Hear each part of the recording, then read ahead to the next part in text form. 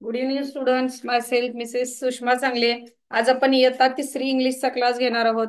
ह्याच्यामध्ये आपले जे राहिलेले घटक आहेत, मराठी गणित आपल्या बऱ्यापैकी सिलेबस सगळा संपलेला आहे. आता इंग्लिश आणि याच्यात ऍडव्हर्टाइजमेंट, मोटोज अँड मेसेजेस आले लक्षात. आता हे जर पेज तुमच्या समोर असेल तर त्या पेज मध्ये आपल्याला काय शिकायचं आहे, तर त्याच्यामध्ये जो मोटोज दिलेले आहेत, घोषवाक्य दिलेले आहेत, प्रेरणा वाक्य जे दिलेली आहेत ती आज आपण इथं शिकायची आहेत. बघा, तर पहिलं वाक्य आहे सेव्ह द बेबी गर्ल. आता काही वाक्य फळ्यावर देणार आहे बघा. सेव्ह द बेबी गर्ल म्हणजे हा मुलींना वाचवण्याबद्दलचा मोटोज आहे. यातून काय संदेश मिळतो?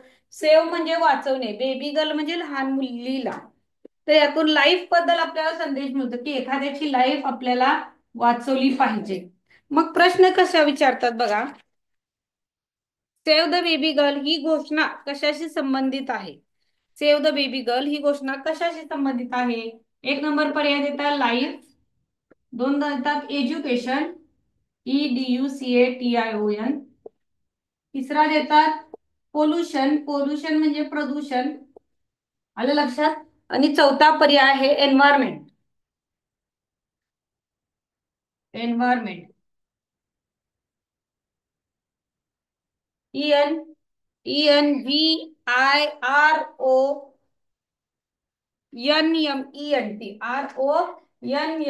एन्व्हायरमेंट असं येतं. सेव्ह द बेबी गर्ल म्हणजे हा आपल्याला लाईफ संबंधी आहे. पुन्हा बेबी गर्ल यांची लाईफ वाचवण्यासाठी म्हणून एक नंबरचा पर्याय आपल्याला काय करायचा आहे, तर ह्याच्यामध्ये गोल करायचा आहे. समोर लक्ष द्या, असेच मोठं आपल्याला असतात. आता मी इथं काही ऑप्शन लिहिणार आहे बघा, चारच ऑप्शन असतात, पण इथं अजून ऑप्शन लिहिणार आहे मी. त्याच्यामध्ये wealth, health, wealth, health, wealth, त्याच्यानंतर स्पोर्ट्स,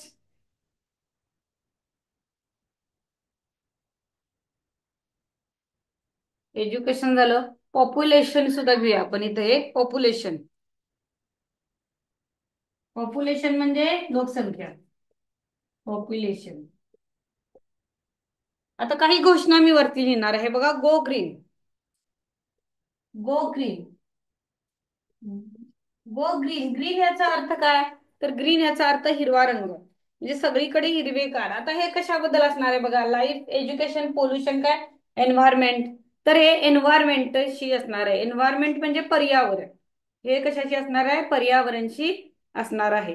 आता पुढचं आहे बघा, इच वन टीच वन, EACH, इच वन. पुढे आहे त्याच्यात टीच वन, TACH, म्हणजे प्रत्येकानं शिका, प्रत्येकाला शिकवा. मग इच म्हणजे प्रत्येकाला, वन म्हणजे प्रत्येकाला, टीच, TEACH, टीच म्हणजे शिकवणे, प्रत्येकाला शिकवायचं. मग शिकणे हा आहे काय ह्याच्यामध्ये,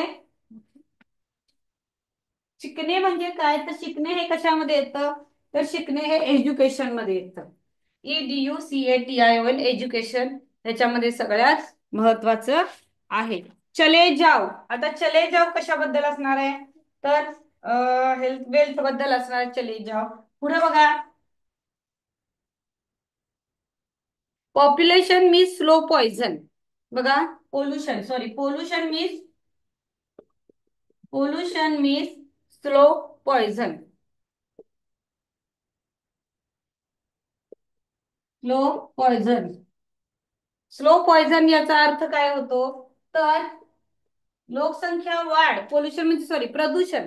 प्रदूषण म्हणजे एक प्रकारचं विष आहे. प्रदूषण म्हणजे एक प्रकारचं विष आहे. पॉइझन म्हणजे विष. मग हे कशाबद्दल असणार आहे सांगा, तर पोल्युशन मी स्लो पॉइझन हे पोल्युशन विषयी असणार आहे.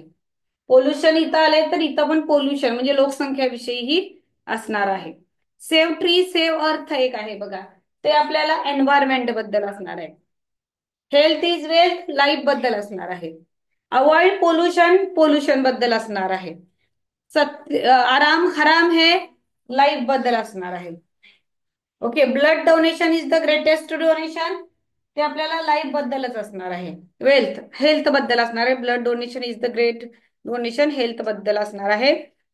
बेटी बचाओ बेटी पढाओ एज्युकेशन बद्दल असणार आहे. आलं लक्षात? अशा प्रकारे हा आपला ऍडव्हर्टाइज आणि मोटो बद्दल प्रश्न विचारलेला आहे. आता याच्यामध्ये प्रश्न कसे विचारलेले आहेत? तुम्हाला मी एक से बेबी गर्ल कशा संबंधी आहे हे सांगितलेलं आहे. आता खालीलपैकी कोणती घोषणा नाही बघा. एक नंबर सेव्ह, हे घोष वाक्य तुम्हाला वाचता आले पाहिजेत. सेव्ह बेबी गर्ल एक नंबरला, save trees, save life, go green आणि कट ट्रीज. याच्यामध्ये कट ट्रीज हा जो आहे तो आपल्याला कोणतीही घोषणा नाहीये. आलं त्याच्यानंतर स्टॉक एक्सप्रेशन्स. स्टॉक एक्सप्रेशन्स जर आपण बघितलं 17 आहे आपला. त्याच्यामध्ये good morning, good afternoon, when you have to say good morning. Early in the morning तुम्ही काय म्हणतो? Good morning. आफ्टरनूनला दुपारी म्हणतो. त्याच्यानंतर एखाद्या मैत्रिणीचा वाढदिवस असेल त्याला आपण काय म्हणतो? Happy birthday. आता तुमच्या वर्गात किंवा स्पोर्ट्स मध्ये नंबर आला तर तुमचा मित्र तुम्हाला काय म्हणणार? कॉंग्रॅच्युलेशन्स म्हणणार. काय म्हणणार? कॉंग्रॅच्युलेशन्स. आता कॉंग्रॅच्युलेशन हे तुम्हाला वाचता आलं पाहिजे.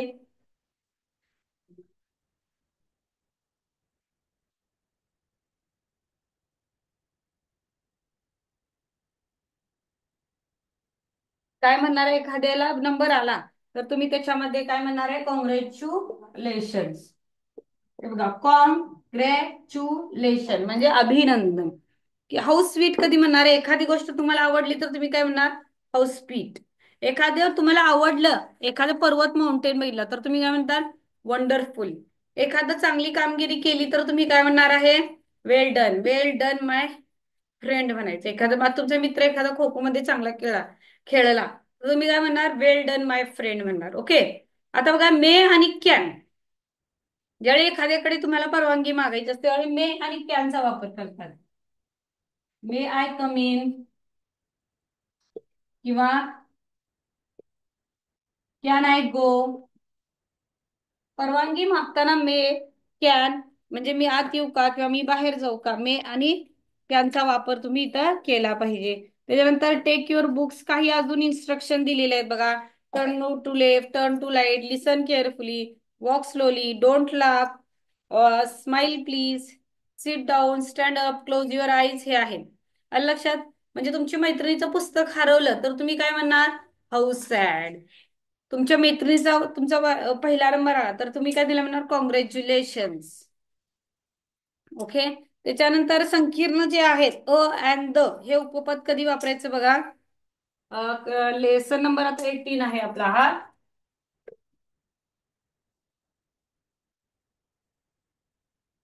Articles.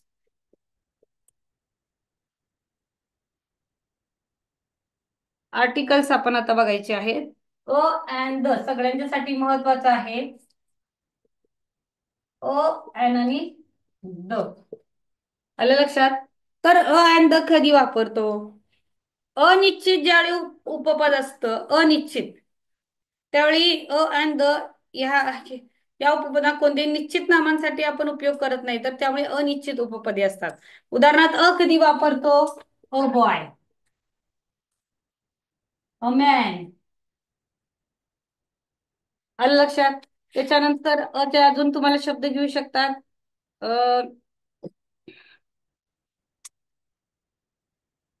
A van, a chair, a van, a chair, a chair, a car.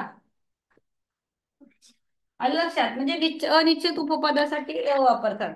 म्हणजे आता अ बॉय आहे, किती आहे? अ बॉय म्हणजे एक बॉय आहे. आता अँड कधी वापरतो आपण? तर ज्या वाक्याच्या शब्दाची सुरुवात ए ई आय ओ यू न होत असेल तर त्यावेळी आपण काय वापरतो? अँडचा वापर करतो. अँड हे उपपद वापरतो. आलं लक्षात? उदाहरणार्थ बघा, and elephant, ELEPHANT, and elephant. And and and ice. Ice म्हणजे काय? बर्फ. आलं लक्षात? पण ह्याच्यामध्ये हवर एक शब्द आहे बघा जो घड्याळाशी संबंधित आहे. अँड हवर या फक्त शब्दापूर्वी असे अजून शब्द आहेत, या शब्दापूर्वी फक्त आपण अँड वापरतो. अँड हवर. म्हणजे एक तासाचा घंटा जो असतो त्याच्यासाठी अँड हवर हा शब्द आपण इथं वापरतो. अँड हवर. आलं लक्षात? आता द हे उपपद कधी वापरतात बघा. जगातली एकमेव एखादी वस्तू समोर लक्ष द्या, तेव्हा द हे उपपद वापरतात. ती वस्तू एकच आहे. उदाहरणार्थ द सन. सण आता आपल्या आपल्या भागात सण वेगळा आहे का? सातारात वेगळा आहे, सांगलीत वेगळा आहे, कोल्हापूरमध्ये वेगळा आहे, महाराष्ट्रात पूर्ण महाराष्ट्र वेगळ्या वेगळे सूर्य आहेत का? नाहीत. एकच सूर्य आहे म्हणून द सन. The moon. आलं लक्षात? ज्यावेळी एकच वस्तू असते द अर्थ. अर्थ म्हणजे पृथ्वी. EART the earth. अशा वेळेला आपण द चा वापर करत असतो. The man. आले लक्षात? The sun, the moon. And चा वापर आपण बघितला. And aeroplane, and onion. अशा प्रकारे आपण काय करत असतो? अँड द चा वापर करतो. आता my brother is an engineer. And चा वापर झालेला आहे बघा. Look at the sun. Look at the sun. अशा प्रकारे आपल्याला काय करतात? आर्टिकल्स वापरायचे असतात. त्याच्यानंतर प्रेपोजिशन्स. प्रेपोजिशन्स म्हणजे काय? तर शब्दयोगी अव्यय. प्रेपोजिशन्स बघा. आपला हा 19 नंबरचा लेसन आहे.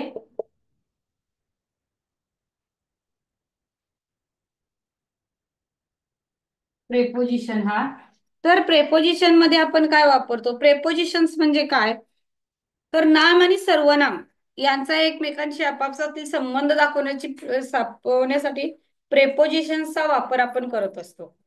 उदाहरणार्थ अबाउट, अबाउ, अक्रॉस हे शब्द आहेत बघा. At, before, below, behind, between, among. Between among म्हणजे च्या पाठीमागे. AMONG अमंग म्हणजे च्या मध्ये, च्या आत किंवा अनेकांच्या मध्ये अमंग दिस बॉय म्हणतो. ऍट म्हणजे कडे. ऍट मीन्स कडे. बिफोर मीन्स समोर किंवा पूर्वी. बिलो मीन्स खाली. बिहाइंड मीन्स पाठीमागे. बिटवीन मीन्स दोघांच्या मध्ये. आफ्टर मीन्स मागे किंवा नंतर. अगेन्स्ट मीन्स विरुद्ध. अलॉंग मीन्स बाजूने किंवा कडेने. अबाव म्हणजे वर किंवा वरच्या दिशेने. अबाउट म्हणजे विषयी, लागत, भोवती, सुमारात. अक्रॉस म्हणजे ओलांडून, पलीकडे. आता इथं वाक्य देतात. Rohini is talking to her friend. Under आहे, इज नाही. Rohini talking is her friend नाही. Rohini is talking to her friend. आता याच्यामध्ये जे प्रेपोजिशन्स आलेलं आहे ते टू आहे बघा. प्रेपोजिशन्स आलेलं आहे टू आले. टू हर फ्रेंड म्हणजे रोहिणी ही तिच्याबद्दल बोलत आहे. पुढं बघा. आता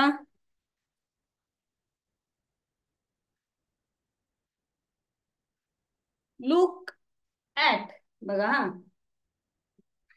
look dash dash clock. Look at the clock. Clock कडे बघा. The girl is doing the stairs. The girl is going up the stairs. पुढे बघा. The girl is on the sitting on the chair. John sat beside the window. The children is running around the table. अशा प्रकारे आपण काय करायचं आहे? हे prepositions वापरायचं आहे. त्याच्यानंतर बघा ऍडजेक्टिव्ह. त्याच्यानंतरचा घटक येतो तो ऍडजेक्टिव्ह येतो. ऍडजेक्टिव्ह म्हणजे काय? तर विशेषण. ऍडजेक्टिव्ह म्हणजे विशेषण.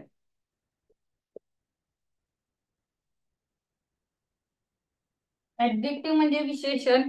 आपल्याला माहित आहे नामाबद्दल विशेष माहिती सांगणारा हा शब्द विशेषण असतो. उदाहरणार्थ बघा. Great, tall. त्याच्यानंतर गुड, बॅड, ओल्ड, कोल्ड असे शब्द विशेषण असतात. आलं लक्षात? उदाहरणार्थ आय सॉ सम. पुढे बघा सगळ्यांनी. I saw some. Dash dash cloud, CLOULD cloud. तर एक नंबर रेड, दोन नंबर ग्रीन, तीन नंबर येलो, चार नंबर व्हाईट. बघा I saw some dash dash cloud. आता आपण कुठलं बघितलेलं आहे? तर आपण क्लाउडचा रंग कोणता आहे? क्लाउड म्हणजे काय? तर ढगांचा रंग कोणता आहे? I saw some red, green, yellow, white. Cloud कुठले असतात? व्हाईट असतात. I saw some white cloud ना. Mummy give me a dash dash chocolate, dash dash chocolate. Mummy आम्हाला चॉकलेट दिली. मग त्याच्यामध्ये चॉकलेट कसली असतात बघा? Bad, hot, sweet, orange. Chocolate कशी असतात? स्वीट असतात. Children were not allowed to go to the deep end of the swimming pool. Deep हा शब्द तिथे येणार आहे. डीप म्हणजे काय? तर खोल. ऍडजेक्टिव्ह काय येणार आहे? डीप येणार आहे. The sun is round. अशा प्रकारे आपण महत्वाचे ऍडजेक्टिव्ह वापरायचे आहेत. आता सेंटेन्स फॉर्मेशन म्हणजे टेन्स. सगळ्यात महत्वाचं आहे टेन्स, सेंटेन्स फॉर्मेशन. सगळ्यांनी पुढे बघायचं सेंटेन्स फॉर्मेशन. त्याच्यानंतरचा जो आपला घटक आहे सिंग्युलर प्लुरल्स, तो आपला झालेला आहे टेन्स. सेंटेन्स फॉर्मेशन मध्ये टेन्स, याला आपण काळ म्हणतो बघा. वर्तमान काळ, भूतकाळ आणि भविष्यकाळ. टेन्स मध्ये पहिला आहे प्रेझेंट टेन्स.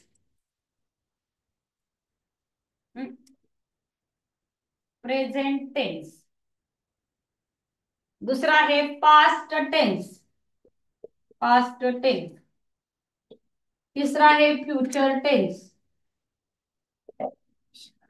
Future tense. तर प्रेझेंट टेन्स म्हणजे काय? तर वर्तमान काळ. वर्तमान काळ. पास्ट टेन्स भूतकाळ. फ्युचर टेन्स भविष्यकाळ. बघा आता ह्याच्यामध्ये प्रेझेंट टेन्स एवढे आपल्याला ओळखायचा असतो वाक्यामध्ये. तर नेहमी चालू घटक, आता जो आपण कृती करत आहे त्यावर आधारित आपल्याला ते असतं. उदाहरणार्थ बघा, प्रेझेंट टेन्स ओळखण्यासाठी एम इज आर चा वापर असतो वाक्यामध्ये. एम इज आर ही वर्तमान काळी रूप आहे. म्हणजे I am playing, I am playing वर्तमान काळ झाला. She is good girl, she is good girl ती एक चांगली मुलगी आहे. भूतकाळात काय? भूतकाळातील वाक्य बघा, पास्ट टेन्स मध्ये वॉज वेअर. वॉज मध्ये काय? आय वॉज देअर, मी तिथे होतो. We were playing a game, आम्ही गेम खेळत होतो. A game. लक्षात. फ्युचर टेन्स मध्ये shall will, shall will SHALL शाल आणि विल असतात, तो फ्युचर टेन्स असतो. आय शाल बी देअर, मी तिथे असेल. आय शाल बी देअर, मी तिथे असेल.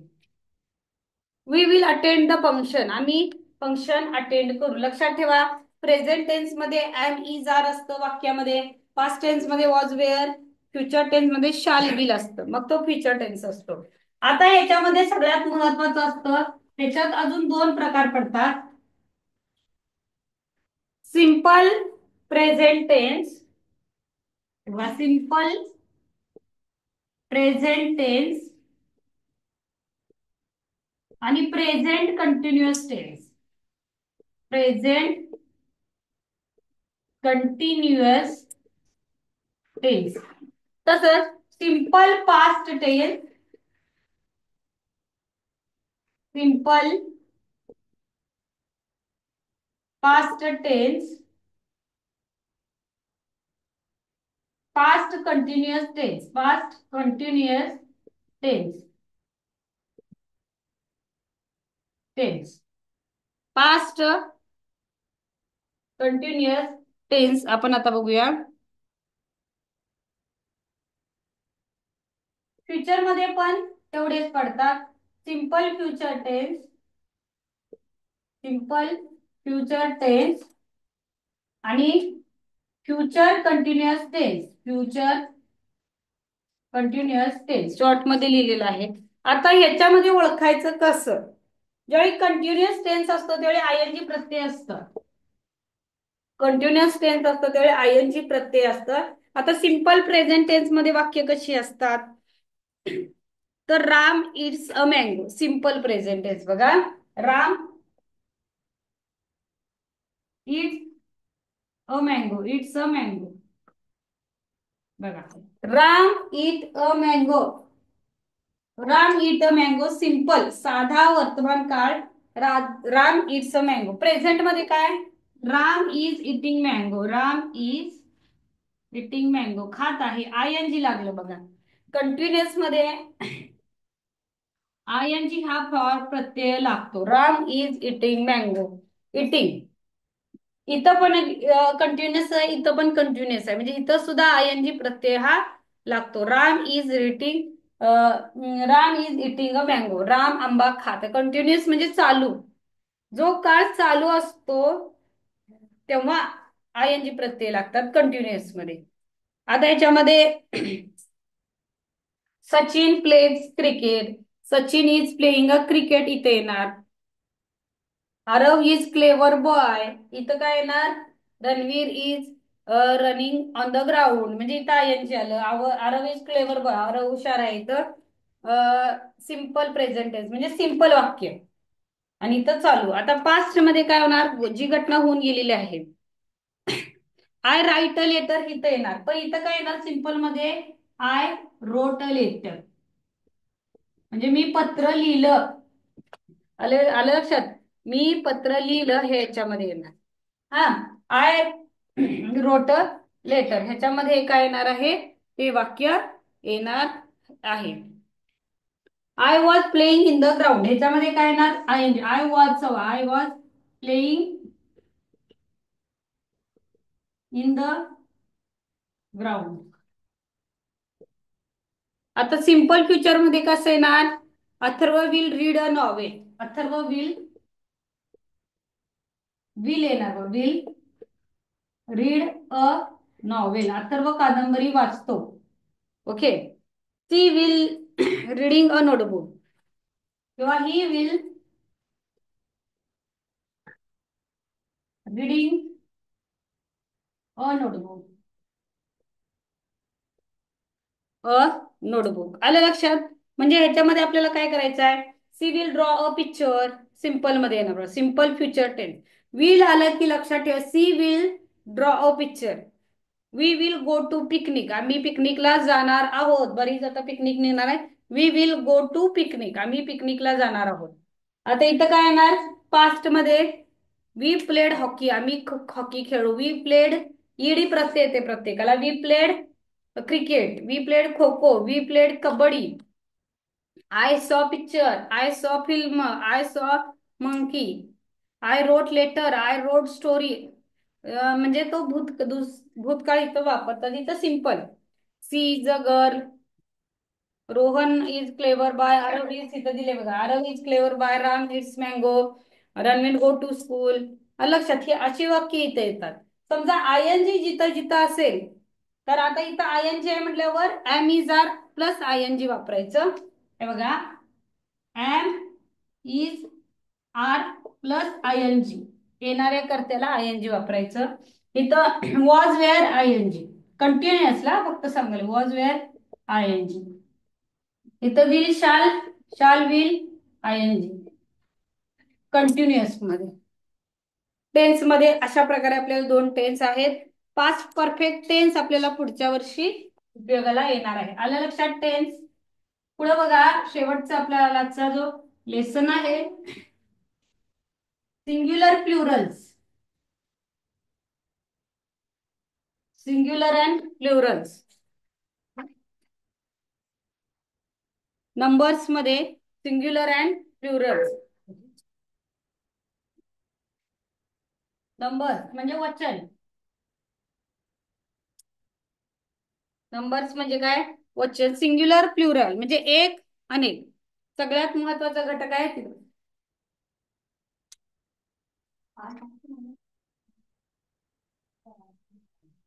बघा आता बॅट इथं सिंग्युलर, इथं प्लुरल. सिंग्युलर म्हणजे काय? एक वचन. प्लुरल्स मीन्स अनेक वचन. Bat, bats. मराठीमध्ये बॅट बॅटा होत नाही, बॅट बॅटच होतं. Bat bats, bat bats. Man, मॅनचं मेन होतं. Man, MAN man. फक्त पुढे लक्ष द्या, मॅनचं मेन होतं. एक माणूस आणि एक माणसे.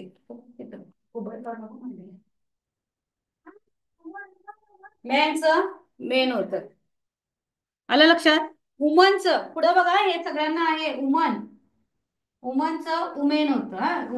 MEN होतं. एक स्त्री आणि एक स्त्रिया. आता त्याच्यानंतर बघा बेंच, BENCH बेंच. सगळे पुढे बघा बेंचीस होतं. Benches, BENCHES benches.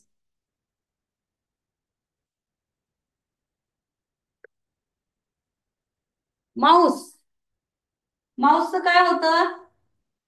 माऊसचं काय होतं प्लुरल्स? कोण सांगणार? माऊसचं काय होतं? MICE, MICE MICE. एक उंदीर आणि एक उंदरे. लेडीचं काय होतं? LADY, लेडी म्हणजे स्त्री. लेडीज. पण इथं स्पेलिंग मध्ये काय बदल होतो का? LADIES, ladies. EDIES ह्याच्यामध्ये हे होतं. लोरी, LORRY लोरी. LORRIES लोरीज. लोरी, LORRIES लोरीज. तसंच हॉबीज, म्हणजे ज्या नामाच्या शेवटी वाय प्रत्यय असेल, ज्या नामाच्या शेवटी वाय प्रत्यय असेल तिथं IES मध्ये बदलतं. IES मध्ये वाय असेल. आता हॉबी, HOBBY हॉबी असेल तर HOBBIES हॉबीज. आलं लक्षात? तर वाय प्रत्यय असेल तर IES मध्ये बदलतं. आता ई प्रत्यय असेल तर, हा उदाहरणार्थ वाईफ. ई प्रत्यय असेल तर बघा KNIFE, KNIFE. नाईफ असेल तर नाईफ्स होतं. KNIVES, KNIVES नाईफ्स. हाफ असेल HALF हाफ असेल तर HALVES हाल्फ्स. हे सगळ्यात महत्वाचं आहे बघा. हाफचा हाल्फ्स होतं बघा, HALVES. लाईफचं lives, LIFE life, LIVES lives. लक्षात? ऑक्सचा ऑक्झन, OX ऑक्सचं ऑक्झन. चाइल्डचं children, child SHILD child. Children CHILDREN. बघा किती फरक पडतो. Thief, THIF thief, THIEF thief. इथं KNIFE नाईफ आहे. इथं सुद्धा तसंच होतं. थीपचं थीव्स होतं. THIEVES, EVS thieves. बघा थीप, थीव्स. Loaf, loaves. आता हे हा पहिली तसंच LOF लोव्स, LO लव्स असा अर्थ होतो. आलं लक्षात? म्हणजे सिंग्युलर प्लुरल सगळे सगळे पाठ करायचे. सेल्फ, शेल्फ असा अर्थ त्याचा आपला होतो. म्हणून तुम्ही काय करायचं, सगळे घटक इंग्लिशचे आता झालेले आहेत. सगळे घटक आहेत. प्रत्येकातील मी 2-2, 3-3 उदाहरणं आता घेतलेली आहेत. ही तुम्ही काय करायचे लक्षात ठेवायचे आहेत.